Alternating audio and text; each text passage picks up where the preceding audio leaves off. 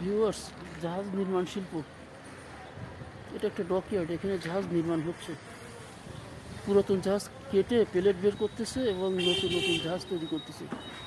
এ একটা নতুন জাহাজ তৈরি হচ্ছে। নতুন ওই একটা নতুন বন বিভাগের জাহাজ তৈরি করতেছে। ওই একটা তৈরি হচ্ছে, অর্ধেকটা তৈরি হয়েছে। এটাও অনেকটা তৈরি হয়েছে।